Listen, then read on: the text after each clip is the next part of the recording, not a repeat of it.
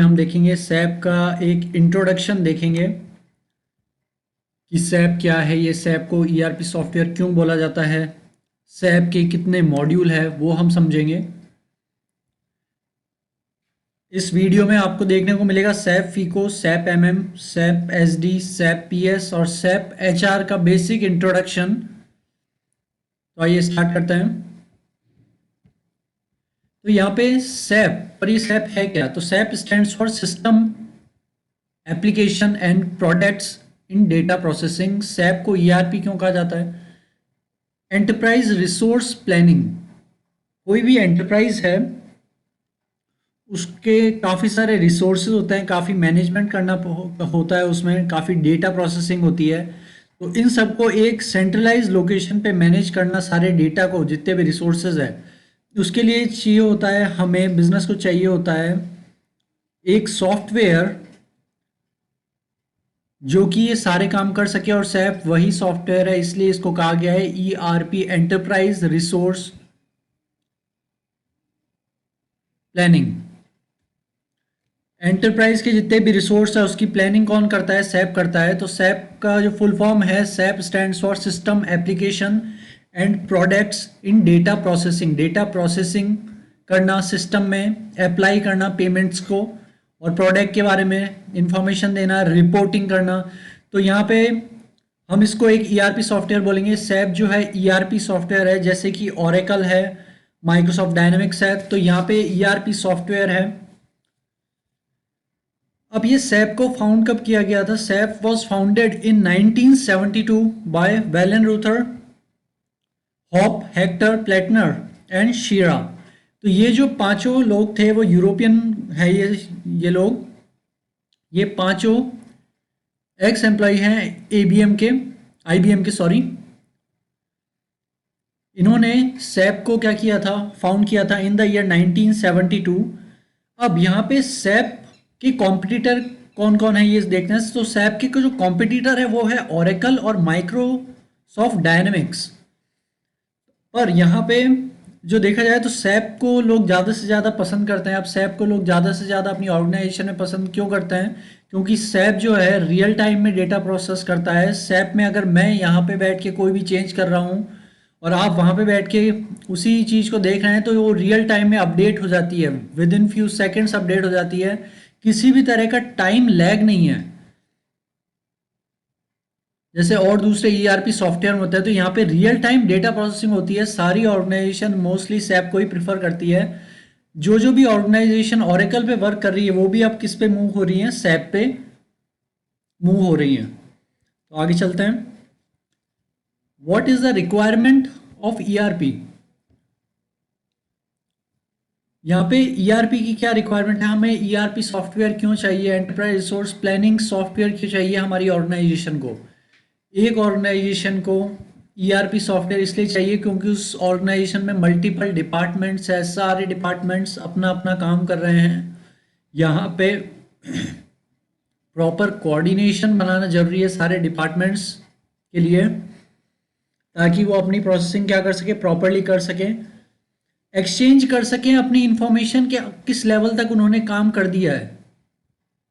Proper management के लिए ERP software की ज़रूरत होती है। प्रॉपर मैनेजमेंट का यहाँ पे क्या मतलब है कि अगर सेल्स डिपार्टमेंट के पास सेल्स की रिक्वायरमेंट आई है कि हमें इतने कस्टमर से कि इतनी सेल्स चाहिए, तो ये sales department production planning department के पास जाएगा और बोलेगा कि हमें इतना रिक्वायरमेंट चाहिए। तो यहाँ पे मैनुअली नहीं जाएगा, ये सारा ईआरपी सॉफ्टवेयर के थ्रू होगा।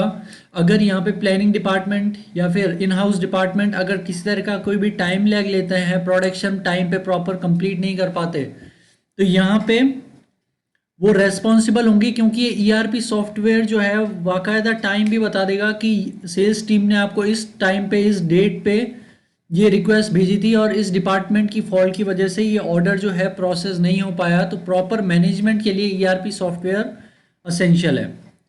Timely communication to all the stakeholders. SAP के जरिए हम जितने भी स्टेक होल्डर्स हैं उनको एक प्रॉपर कम्युनिकेशन भेज सकते हैं। अब स्टेक होल्डर्स का क्या मतलब होता है? जितने भी लोग हमारी ऑर्गेनाइजेशन से जुड़े हुए हैं, वेंडर, डेटर, और जितने कस्टमर, शेयर होल्डर्स, डायरेक्टर्स, जितने भी लोग हमारी ऑर्गेनाइजेशन में डायरेक्टली या फिर इनडायरेक्टली इंटरेक्ट कर रहे हैं, उनका कोई ना कोई काम है हमारी ऑर्गेनाइजेशन से, वो सारे लोग स्टेक होल्डर्स होते हैं। और वो स्टेक होल्डर्स जब हमारी ईआरपी में जो रिपोर्ट्स जनरेट होती है वो देखते हैं, तो वो एक आइडिया फ्रेम कर लेते हैं कि इस ऑर्गेनाइजेशन की जो परफॉर्मेंस है कैसे है, क्योंकि रेशियो एनालिसिस पॉसिबल होता है इन ईआरपी सॉफ्टवेयर के द्वारा। आप रेशियो एनालिसिस कर सकते हो। यहाँ पे स्टेक होल्डर्स जब रेशियो एनालिसिस करते हैं, profit and loss account, balance sheet जब देखते हैं जनरेटेड फ्रॉम ईआरपी, तो वो एक आइडिया लगा लेते हैं कि इस ऑर्गेनाइजेशन में इन्वेस्ट करना सही डिसीजन होगा या सही डिसीजन नहीं होगा। सेंट्रलाइज डेटा मैनेजमेंट सिस्टम होता है, क्योंकि एक ईआरपी सॉफ्टवेयर मल्टीटास्किंग होता है। यहाँ पे सेंट्रलाइज डेटा मैनेजमेंट सिस्टम है। आप जैसे मैं जयपुर में, कोई बंदा है बेंगलोर में, कोई बंदा हैदराबाद में, फिर भी data process, data management centralise हो सकता है। केवल एक ही लोकेशन से डेटा सेंट्रलाइज होता है। यहाँ पे data upload on real time, update on real time. यहाँ पे इसका क्या मतलब है, अगर मैं यहाँ पे बैठ के कोई एंट्री कर रहा हूँ तो वो विद इन फ्यू सेकेंड्स आपको भी अपडेट होके आपके सिस्टम पे दिखेगी। There is no time lag between the data processing, and this is one of the benefit of SAP। Now why ERP is needed in our organisation. ERP की जो है ज़रूरत क्यों होती है, ओवरकम प्रॉब्लम्स लाइक, क्योंकि ये ERP है प्रॉब्लम्स ओवरकम करता है। कौन सी प्रॉब्लम खत्म करता है? सबसे पहले ERP जो है हाई कॉस्ट को ख़त्म करता है, क्योंकि यहाँ पे देखा जाता है कि अगर कोई भी ऑर्गेनाइजेशन के डिपार्टमेंट्स में अगर प्रॉपर कम्युनिकेशन नहीं है तो ये ऑर्गेनाइजेशन की जो है कॉस्ट इंक्रीज करता है। प्रॉपर डिपार्टमेंट्स के बीच में कोऑर्डिनेशन नहीं होगा, डेटा फ्लो, इंफॉर्मेशन फ्लो नहीं होगा, तो उससे सेल की में जो क्या आएगी, कमी आएगी। अगर सेल में कमी आएगी, सेल में कमी आने के पीछे रीज़न ही क्या है कि आपके कस्टमर डिससेटिस्फाइड है, वो आपकी सर्विसेज से सेटिस्फाइड नहीं है। आपकी ऑर्गेनाइजेशन जो भी सर्विसेज दे रही है उससे वो सेटिस्फाई नहीं है, वो किसी दूसरी ऑर्गेनाइजेशन पे स्विच करेंगे ही करेंगे, क्योंकि आप प्रॉपर सर्विसेज नहीं दे पाए, आप प्रॉपर क्वालिटी चेक्स नहीं लगा पाए, और आपने स्पीडी डिस्पोजल नहीं किया उनकी डिमांड्स का। इंक्रीज हो जाता है वर्कलोड। यहाँ पे डिपार्टमेंट्स के बीच में एक प्रॉपर कम्युनिकेशन ना होना इंक्रीज करता है वर्कलोड, क्योंकि सारे डिपार्टमेंट अपने अकॉर्डिंग काम करते हैं, तो किसी तरह का कुछ सेंट्रलाइजेशन रह नहीं जाता। तो यहाँ पे जो SAP ERP सॉफ्टवेयर वो बहुत ही यूज़फुल होता है, ताकि वर्कलोड को क्या किया जाए, कम किया जाए, और किसी भी तरह का कोई डुप्लीकेशन ना हो। अब ERP provide centralise data management. ERP जो है, कोई भी ERP सॉफ्टवेयर जो होता है वो एक centralise data processing system, data management system provide करता है कि आप एक लोकेशन पे बैठ के आपकी ऑर्गेनाइजेशन के जितने भी डिपार्टमेंट, जितनी भी सिटीज़ में, आप उनको सेंट्रली क्या कर सकते हो, मैनेज कर सकते हो।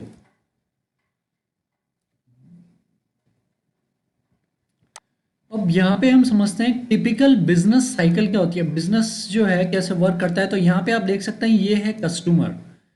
कस्टमर अपनी डिमांड बताएगा किसको, सेल्स टीम को, किसी भी ऑर्गेनाइजेशन की सेल्स टीम को अपनी डिमांड बताएगा।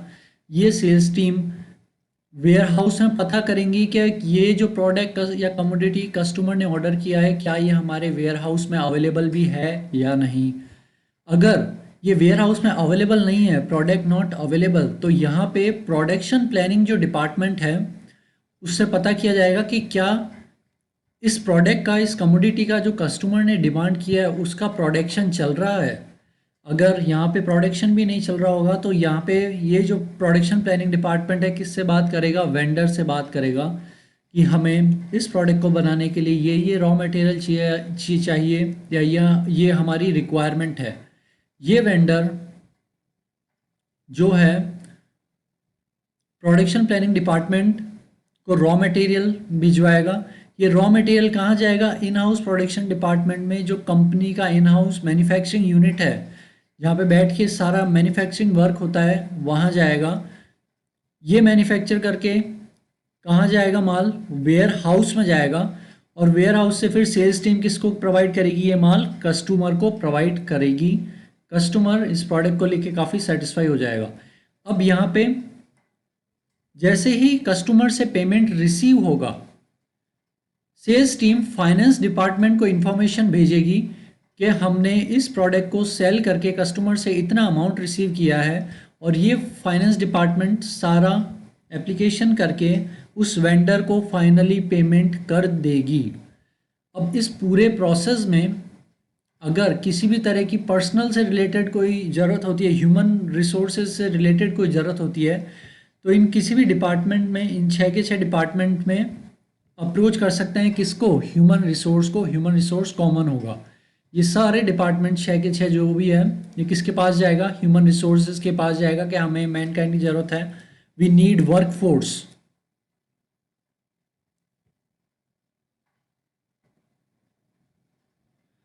तो यहाँ पे हमने देखा centralise data processing through ERP. ERP जो सैप है, ईआरपी, अगर उससे सेंट्रलाइज प्रोसेसिंग होगी तो कैसे वर्क होगा? लास्ट वीडियो में हमने देखा कि डिसेंट्रलाइज है, यहाँ पे सेंट्रलाइज है। अब यहाँ पे कस्टमर जो भी सेल्स टीम को इंफॉर्मेशन भेजेगा, वो सेल्स टीम सैप में एंटर करेगी, फाइनेंस डिपार्टमेंट अपना रिप्लाई सैप पे देगा, वेयर हाउस अपनी डिटेल सैप पे देगा, प्रोडक्शन प्लानिंग डिपार्टमेंट सैप से लिंक होगा, वेंडर अपनी डिटेल सैप पे देगा, और इन हाउस वाले भी सैप पे देंगे। तो यहाँ पे ईआरपी जो है, सॉफ्टवेयर सैप, ये जो है एक ऐसी पोजीशन पे है कि सारा वर्क क्या हो चुका है, यहाँ पे सेंट्रलाइज हो चुका है। अब क्योंकि यहाँ पे सारा वर्क सेंट्रलाइज हो चुका है, तो इसके बेनिफिट्स क्या है हम ये देखते हैं। Data is maintained eight one single point. सारा डेटा, जितनी भी इंफॉर्मेशन इन 6 के 6 से आई है, वो सारा कहाँ मैनेज होगा? इस ऐप में मेंटेन होगा। जो डिपार्टमेंट चाहे इंफॉर्मेशन देख सकता है, अगर उनके पास एसेसेबल व्यूइंग राइट्स है तो। Accessible with various department, sales team warehouse से कोऑर्डिनेट कर सकती है, एसेस कर सकती है। प्लानिंग डिपार्टमेंट सेल्स से, वेयर हाउस ये in house production department warehouse से, वेंडर जो है फाइनेंस डिपार्टमेंट से बात कर सकते हैं। तो यहाँ पे एसेसिबिलिटी बढ़ जाती है वेरियस डिपार्टमेंट से। अब real time availability of data, अब यहाँ पे सेल्स टीम ने जैसे ही डेटा एंटर किया होगा सैप में, वो इमीडिएटली अपडेट हो जाता है इस ईआरपी में, और वेयर हाउस वाले जब उसको देखेंगे विद इन नेक्स्ट मिनट, तो वो वेयर हाउस वाले इनकी जो रिक्वायरमेंट है वो देख सकते हैं। किसी तरह का कोई भी टाइम लैग नहीं होगा, हर चीज़ रियल टाइम पे चल रही है। इमीडिएटली इसमें रिकॉर्ड हो जाएगा सारा डेटा। और अगर वेयर हाउस वाले, प्रोडक्शन प्लानिंग डिपार्टमेंट वाले, वेंडर वाले अगर देखते हैं, तो किसी भी तरह का कोई टाइम लैग नहीं आएगा कि ये एंट्री हमने की थी और अभी 15 मिनट्स हो गए हैं, ये सैप पे विजिबल नहीं हो रही है, ऐसा कुछ भी नहीं होगा।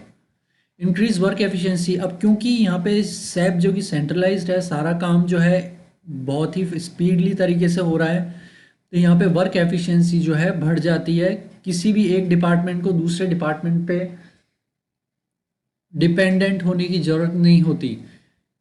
ये जो है ईआरपी सॉफ्टवेयर, ये इलिमिनेट करता है डुप्लीकेशन को। यहाँ पे अगर कोई भी ये सैप ईआरपी नहीं होता, अगर डुप्लीकेशन होता तो कैसे होता? सेल्स टीम ने एक बार वेयर हाउस को रिक्वेस्ट भेजता, वेयर हाउस वाले उसको सिस्टम ना होने की वजह से मिस कर जाते, तो यहाँ पे फिर से सेल्स डिपार्टमेंट को वेयर हाउस में क्या करनी पड़ती है? एक रिक्वेस्ट भेजनी पड़ती। तो यहाँ पे क्या हो जाता है? डुप्लीकेशन हो जाता। पर इस केस में क्योंकि सैप ईआरपी आ गया है, अब किसी भी तरह का कोई भी डुप्लीकेशन नहीं होगा। अब यहाँ से स्टार्ट होता है सैप ईआरपी मॉड्यूल्स के। सैप के कितने मॉड्यूल्स हैं? सैप फीको है जो कि फाइनेंशियल अकाउंटिंग और कंट्रोलिंग जिसको बोलते हैं। सैप एमएम है, मटेरियल मैनेजमेंट। सैप एसडी है, sales and distribution. SAP PS है, प्रोजेक्ट सिस्टम। और सैप एचआर है, ह्यूमन रिसोर्सेज से रिलेटेड। आगे चल के हम इनको एक एक करके समझते हैं। तो यहाँ पे हमने देखा SAP FI.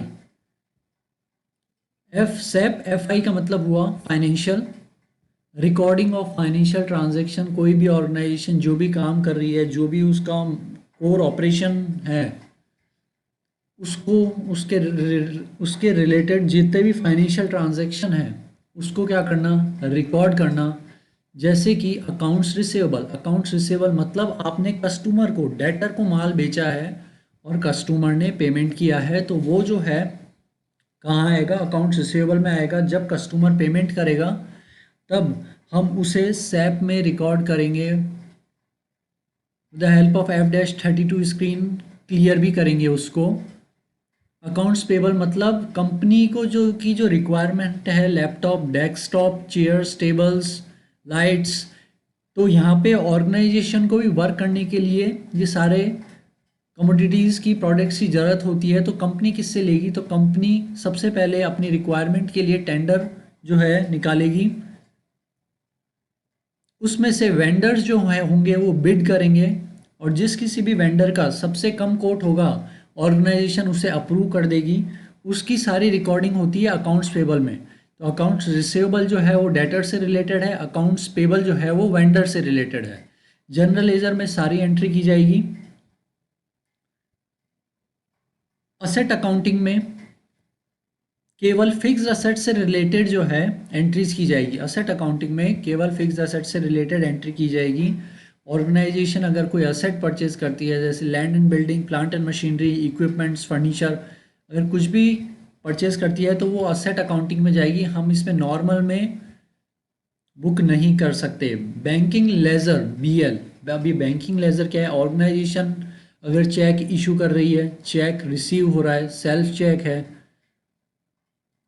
Overdraft facility, current account, और ये जितने भी बैंक से रिलेटेड है वो बैंकिंग लेजर में किया जाता है। तो यहाँ पे सैप BL यूज़ में आएगा बैंकिंग से रिलेटेड वर्क के लिए। अब यहाँ पे हमें देखना है सैप CO क्या है, कंट्रोलिंग क्या है। तो SAP controlling is planning, reporting, monitoring the operation of the business. जो भी हमारे बिजनेस का ऑपरेशन है उसको प्लान करना, रिपोर्ट करना और मॉनिटर करना हमारे बिजनेस के ऑपरेशंस को, कि क्या हमारा बिजनेस जैसे हमने प्लान किया था वैसे चल रहा भी है या नहीं चल रहा। उसके लिए रिपोर्ट बनाना और फिर मॉनिटर करना कि हमने पास्ट में जो वर्क किया था और उसके बाद जो चेंजेस किए थे, क्या उन चेंजेस के बाद हमें किसी भी तरह का कोई इम्प्रूवमेंट देखने को मिला। तो यहाँ पे सैप CO कंट्रोलिंग में हमारे पास ये सारे एलिमेंट्स हैं। Cost element, cost centre, profit centre, internal order, profitability analysis and product costing. आइए एक एक को समझते हैं। कॉस्ट एलिमेंट्स क्या होता है। कोई भी ऑर्गेनाइजेशन अगर कॉस्ट इनकर करती है 1 लाख रुपए की, तो ये 1 लाख का अमाउंट बना कैसे, उसी को बोलते हैं कॉस्ट एलिमेंट। कि अगर 1 लाख रुपए की कॉस्ट पड़ रही है तो ये 1 लाख जो है किन किन चीज़ों को मिला के बना है, जैसे raw material, direct labour, direct expenditure, किस चीज़ को मिला के हमारी ये कॉस्ट 1 लाख रुपए की आएगी। एलिमेंट्स क्या है, किन चीज़ों से वो कॉस्ट बनी है। कॉस्ट सेंटर्स होते हैं, एक ऑर्गेनाइजेशन है और उनके 3 प्रोडक्शन डिपार्टमेंट है अलग अलग लोकेशन पे, तो तीनों ये कॉस्ट सेंटर कहलाएंगी। क्योंकि ये डिपार्टमेंट जहाँ पे मैन्युफैक्चरिंग का काम हो रहा है वो क्या करते हैं, कॉस्ट को इनकर करते हैं, खर्चा होता है, तो वो जो होते हैं हमारे कॉस्ट सेंटर बन जाते हैं। जैसे एक मोबाइल यूनिट जयपुर में है, एक मोबाइल यूनिट जो है बेंगलोर में है और एक मोबाइल यूनिट जो है हैदराबाद में है। तो यहाँ पे अगर हम बात करें कॉस्ट सेंटर क्या कहलाया जाएगा, जयपुर में जो भी डिपार्टमेंट में प्रोडक्शन किया जा रहा है, जहाँ पे सारा रॉ मटेरियल को मैन्युफैक्चर किया जा रहा है, रॉ मटेरियल से जो फिनिश प्रोडक्ट्स बनाए जा रहे हैं, वो सारा जयपुर वाले भी कॉस्ट सेंटर माना जाएगा। बेंगलोर में अगर रॉ मटेरियल फिनिश गुड्स से बन रहा है, टर्न हो रहा है, तो वो भी बेंगलोर वाली भी ब्रांच कॉस्ट सेंटर मानी जाएगी। और हैदराबाद में भी रॉ मटेरियल को अगर फिनिश गुड्स में कन्वर्ट किया जा रहा है तो वो भी कॉस्ट सेंटर ही कहलाया जाएगा। अब यहाँ पे फिर प्रॉफिट सेंटर क्या हुआ, प्रॉफिट सेंटर हुआ जहाँ से कंपनी का रेवेन्यू जनरेट हो रहा है, वो बिल्डिंग, आप इसको ऐसे समझ सकते हैं, वो बिल्डिंग जहाँ से प्रॉफिट जनरेट हो रहा है ऑर्गेनाइजेशन को, वो होता है प्रॉफिट सेंटर। जैसे जयपुर में हमारा प्रोडक्शन डिपार्टमेंट है, सारे रॉ मटेरियल को हम फिनिश गुड्स में कन्वर्ट करते हैं, पर दिल्ली में जो है हमारा जो भी फाइनेंशियल ट्रांजैक्शन होता है वहाँ पे जयपुर में ही होता है, ये दिल्ली में ही होता है, तो दिल्ली वाला माना जाएगा profit centre.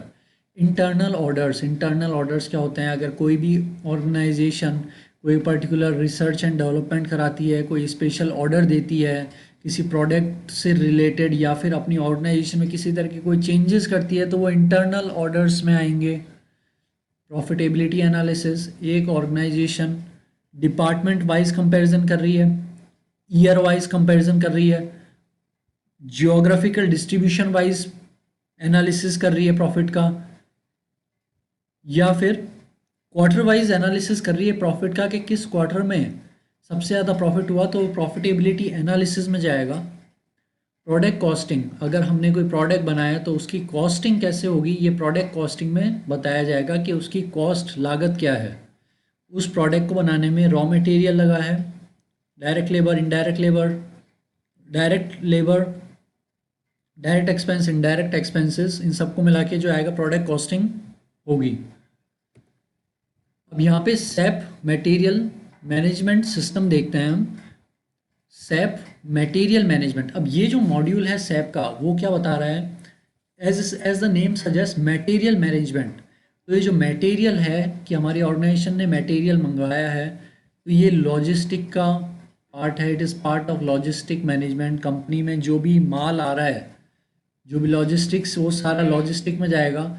Help in procurement activity of the company, company अगर कोई भी रॉ मटेरियल मंगा रही है तो उसमें सैप एमएम में रिकॉर्डिंग की जाएगी सारी की सारी।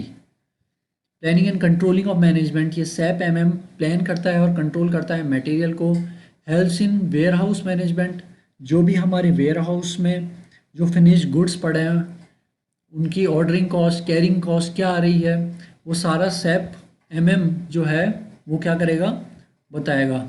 इन्वेंट्री मैनेजमेंट जो कि एबीसी एनालिसिस है, तो यहाँ पे सैप एमएम ये हमें फैसिलिटी देता है कि ये जो है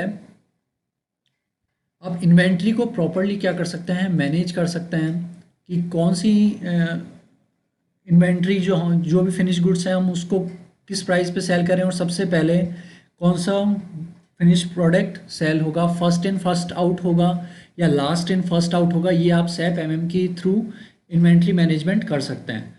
अब सब मॉड्यूल्स भी है सैप एमएम में, एक तो मास्टर डेटा है, तो सब मॉड्यूल जो है सैप एमएम के क्या है, मास्टर डेटा। मास्टर डेटा क्या, मास्टर डेटा मेरी ऑर्गेनाइजेशन पिछले 10 साल से वर्क कर रही है। अब इस 10 साल में जितने भी कस्टमर होंगे, जितने भी वेंडर होंगे, जिन जिन से भी मैंने मटेरियल लिया है, जिस प्राइस पे लिया है और जिस जिस वेयर हाउस में रखा है, उन सारा का सारा डेटा ही मास्टर डेटा कहलाता है।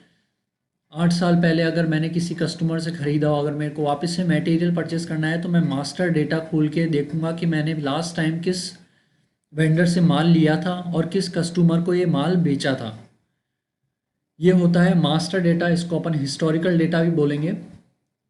और ट्रांजैक्शनल डेटा मतलब जो डे टू डे ट्रांजैक्शन हो रहे हैं ऑर्गेनाइजेशन के, उसकी रिकॉर्ड करना, वो होता है ट्रांजैक्शनल डेटा के अंतर्गत। अब सेकंड जो है इसमें परचेजिंग है। पहला था मास्टर डेटा, सब मॉड्यूल्स ऑफ एमएम में सबसे पहला था master data.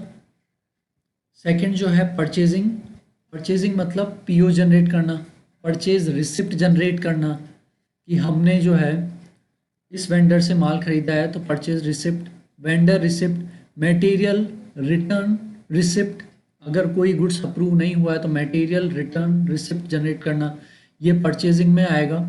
Inventory management, good received and issue, जैसे इन्वेंट्री मैनेजमेंट का मतलब जो भी हमारी ऑर्गेनाइजेशन में इन्वेंट्री काम में आ रही है, जो प्रोडक्शन हो रहा है, जिन चीज़ों से प्रोडक्शन हो रहा है, उनका प्रॉपर मैनेजमेंट कि हमें कितने रॉ मटेरियल की ज़रूरत पड़ेगी, फिनिश गुड्स की डिमांड क्या है, मार्केट में कौन कौन कॉम्पिटिटर हैं हमारे, बिजनेस लाइफ साइकिल क्या है, बिजनेस ग्रोथ फेज़ में है या डेक्लाइन फेज़ में है, सीजनल डिमांड क्या है इसकी। तो ये सारे इन्वेंट्री मैनेजमेंट में हेल्प करेगी हमारी कि हमें इन सब के बारे में क्या हो, पता हो। और ये पॉसिबल हुआ है सैप एमएम के ज़रिए। प्राइसिंग प्रोसीजर फोर्थ नंबर पे आता है, सब मॉड्यूल्स ऑफ एमएम में फोर्थ नंबर पे आता है प्राइसिंग प्रोसीजर। अब ये प्राइसिंग प्रोसीजर क्या है कि अगर हमने कोई भी प्रोडक्ट बनाया है, कोई भी फिनिश गुड्स बनाया है, तो हमें उसकी प्राइस कितनी रखनी है, मार्केट में क्या प्राइस चल रही है, हमारे कॉम्पिटिटर उसको किस प्राइस में बेच रहे हैं। अगर हमें हमारे कॉम्पिटिटर से ज़्यादा हम हमारी सेल करना चाहते हैं तो क्या स्कीम होगी, क्या प्रमोशनल स्ट्रेटजी होगी, कितना डिस्काउंट दिया जाना चाहिए, सीजनल प्राइस क्या होगी, क्या 6 मंथ्स तो ये फिनिश गुड्स बिकेगा और 6 मंथ्स नहीं बिकेगा तो सीजनल प्राइस क्या होगी। ये सारा हम सैप एमएम के ज़रिए हम मैनेज कर सकते हैं। अब है सैप का अगला मॉड्यूल जो कि है सैप पीएस, प्रोजेक्ट सिस्टम जिसको बोलते हैं। अब ये जो प्रोजेक्ट सिस्टम है वो क्या है, सैप पीएस में ये होता है कि मैनेज कर सकते हैं हम बजट को। जैसे हमें बजट बनाना है, जैसे प्रोजेक्ट सिस्टम नाम ही सजेस्ट कर रहा है कि प्रोजेक्ट, हम एक प्रोजेक्ट बना रहे हैं कि हमारी ऑर्गेनाइजेशन इस नए प्रोडक्ट में डील करने वाली है तो उस नए प्रोडक्ट का बजट क्या होगा, इस नए प्रोडक्ट को बनाने में कॉस्ट कितनी आएगी,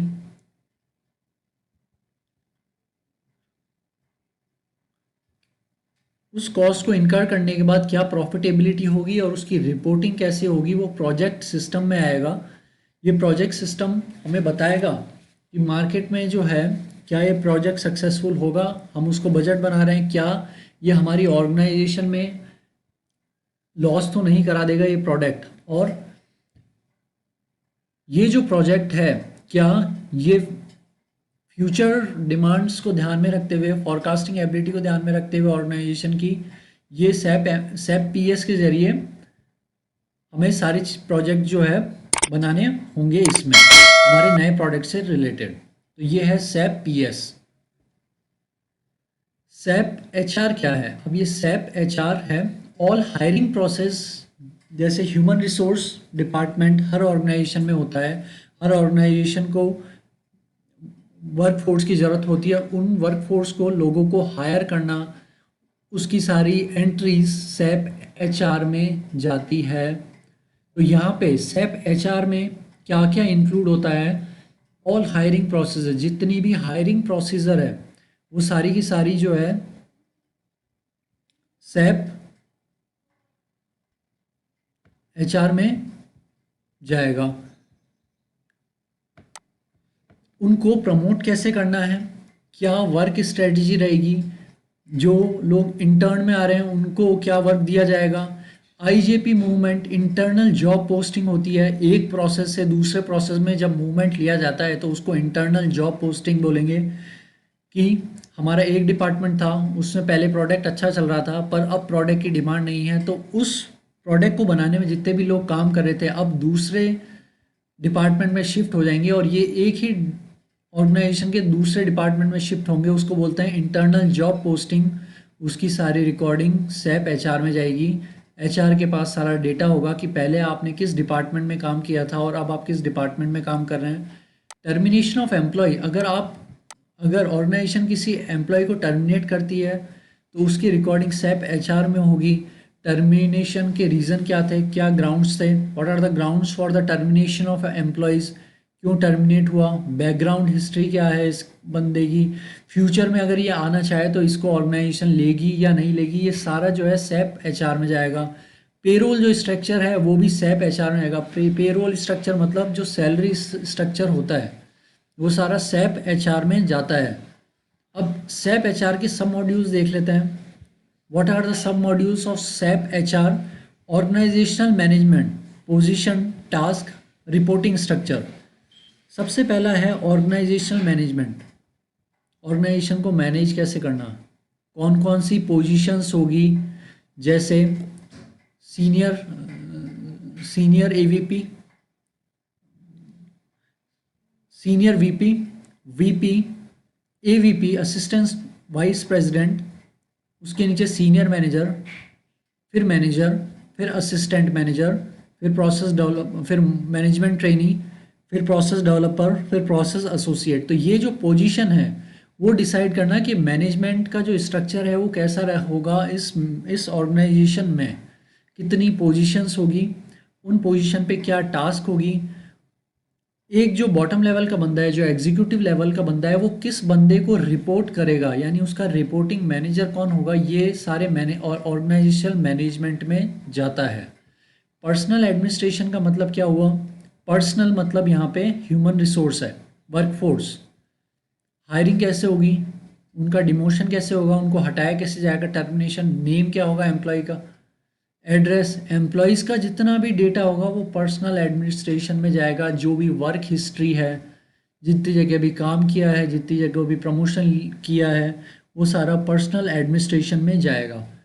उसके बाद आता है time management, log in log out timing. जैसे टाइम मैनेजमेंट, जैसे log in log out time, working days कितने हैं, हॉलीडेज कितनी है, ओवर टाइम कैलकुलेशन होगा कि एम्प्लॉय ने कितने घंटे ओवर टाइम काम किया, सिक लीव कितनी ली है, पेड लीव कितनी ली है, अनपेड लीव कितनी ली है, वो सारा टाइम मैनेजमेंट में जाएगा।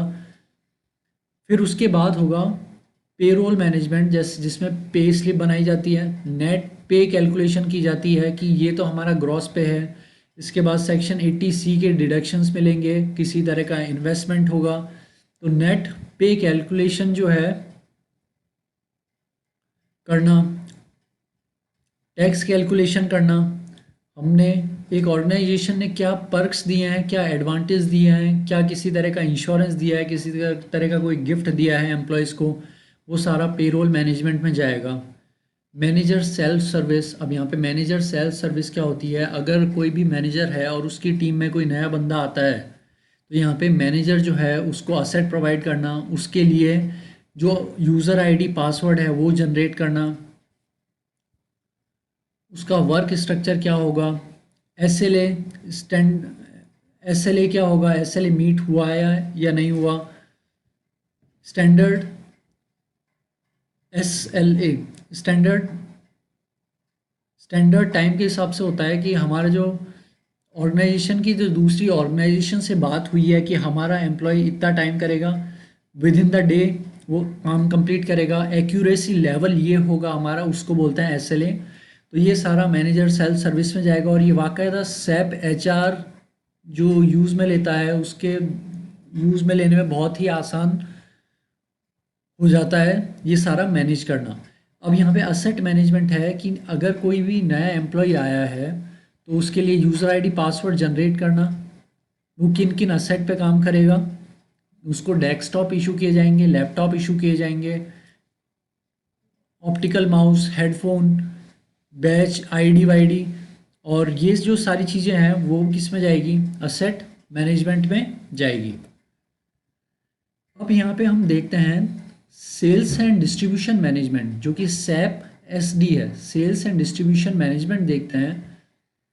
अब यहाँ पे जैसे as the name suggest, sales and distribution, एक ऑर्गेनाइजेशन सेल्स कर रही है, अलग अलग लोकेशन पे डिस्ट्रीब्यूट कर रही है, तो उसको मैनेज कैसे किया जाएगा, collect and store customer and product related data.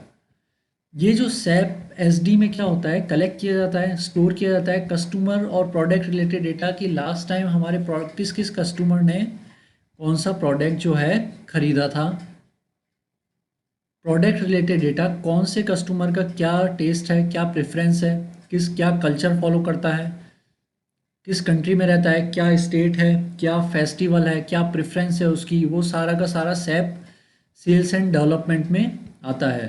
Sales order, credit management, अगर किसी कोई कस्टमर है उसको कितना क्रेडिट दिया जा सके, जैसे बड़ी बड़ी ऑर्गेनाइजेशन जब रॉ मटेरियल मंगाती है तो यहाँ पे जो वेंडर है उनको क्या देता है, क्रेडिट पीरियड देता है कि आप 90 डेज़ का क्रेडिट पीरियड है, अगर 90 डेज़ में पेमेंट करेंगे तो 2% का डिस्काउंट होगा, आपका नेट पे ऑफ कितना होगा वो पता करना। ऑर्डर टू कैश, अब यहाँ पे ऑर्डर टू कैश जो है इसके लिए मैंने अलग से एक वीडियो बना रखा है I2C, जिसमें सबसे पहले कस्टमर जो है ऑर्डर देता है, फिर उसके बाद वेयर हाउस में अवेलेबल है या नहीं है, सेल्स टीम वर्क करती है, तो इसका एक अलग से वीडियो है I2C का, आप ज़रूर देखिए। अलग से वीडियो जो है वो परचेज टू पे का भी है और रिकॉर्ड टू रिपोर्ट R2R का भी है, उसको भी आप जाके ज़रूर चेक कीजिए। सैप एसडी सब मॉड्यूल्स, सैप एसडी सब मॉड्यूल्स भी हैं। अब इस सैप एसडी के जो सब मॉड्यूल्स है वो क्या है, इस सैप एसडी के सब मॉड्यूल्स बहुत सारे हैं। सैप एसडी के सब मॉड्यूल्स में जो सबसे पहला है वो है SAP SD MD, master data. Master data customer की हिस्ट्री, कि हमारी ऑर्गेनाइजेशन पिछले 10 साल से चल रही है तो उस कस्टमर ने इस एक पर्टिकुलर कस्टमर ने कितनी बार हमारी ऑर्गेनाइजेशन इस हमारी वेबसाइट से कितना कौन कौन से प्रोडक्ट लिए हैं, किस वैल्यू पे लिए हैं, इसका क्या टेस्ट एंड प्रेफरेंस है, यूजुअली ये क्या ऑर्डर करता है, इसका आईडी क्या है, किस क्रेडिट कार्ड से पेमेंट करता है, मास्टर है, वीज़ा है, डिस्कवर है, या फिर ईटीएफ यूज़ में लेता है, इलेक्ट्रॉनिक फंड ट्रांसफ़र, वायर से पेमेंट कर रहा है। तो ये सारा डेटा जो है मास्टर डेटा होता है, जिसमें कस्टमर और प्रोडक्ट से रिलेटेड सारी हिस्ट्री जो है ऑर्गेनाइजेशन से जब जब भी डील किया है वो अवेलेबल होती है। SAP S D B F basic function में क्या आ जाता है, डिस्ट्रीब्यूशन प्रोक्योरमेंट, कि ऑर्गेनाइजेशन में अगर इस प्रोडक्ट को डिस्ट्रीब्यूट किया उस पर्टिकुलर स्टेट में तो कैसे किया, अगर कोई भी ऑर्डर वापस से सेंड बैक हुआ, कस्टमर ने रिटर्न किया, तो उसका प्रोक्योरमेंट कैसे हुआ। SAP S D L S L S sales, एक ऑर्गेनाइजेशन ने कितनी सेल्स की, ये SAP S D S L S में होगा record. SAP S D S H P, shipping कैसे की जा रही है, वो SAP S D S H P से होगा। जो भी प्रोडक्ट कमोडिटी ओवरसीज से आ रहे हैं वो SAP S D S H P से होगा। SAP S D T B A मतलब ट्रांसपोर्टेशन होगा यहाँ पे, कि ऑर्गेनाइजेशन अगर कोई भी गुड्स या कमोडिटी हमारे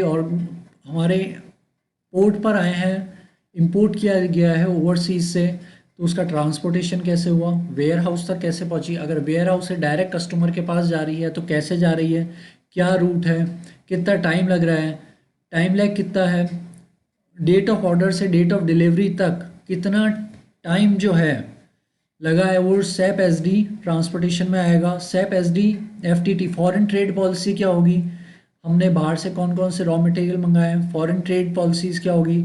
सेप एस डी बी आई मतलब बिलिंग, बिलिंग कैसे हो रही है, डोमेस्टिक कस्टमर की, इंटरनेशनल कस्टमर की, क्या इसमें टैक्सेशन इफेक्ट भी है कुछ, वो सारा सेप एस डी बी आई में आएगा। SAP S D C S मतलब सेल्स सपोर्ट टू कस्टमर, कोई भी कस्टमर को अगर हमने हमारा कोई प्रोडक्ट या सर्विसेज दी है और उसमें हमने आफ्टर सेल सर्विसेज भी दी है, जैसे अगर हमने कोई सॉफ्टवेयर सेल किया है ऑर्गेनाइजेशन ने और कस्टमर को उसको इंस्टॉलेशन नहीं आ रहा या इंस्टॉल गलत हुआ है, या फिर वो प्रोडक्ट जो सर्विसेज दी है उसमें वो कंफ्यूज्ड है, तो यहाँ पे आफ्टर सेल सर्विसेज देती है ऑर्गेनाइजेशन को, वो कस्टमर की हेल्प करती है कि वो जो भी गुड्स या फिर सर्विसेज है उसको प्रॉपर्ली यूटिलाइज कर सके। तो जो अगर आफ्टर सेल सर्विसेज दी है तो वो SAP S D C A S में क्या होगा, रिकॉर्ड होगा। तो ये थे सब मॉड्यूल्स, आपने सेप पढ़ा, सेप ईआरपी जो है उसकी हिस्ट्री क्या है, सेप ईआरपी के क्या यूटिलाइजेशन है, क्यों ये पॉपुलर है, इसके सब मॉड्यूल्स क्या हैं, सब मॉड्यूल्स के भी सब मॉड्यूल्स क्या हैं, ये आपने देखा। तो hope you have enjoy this video. Thanks for watching.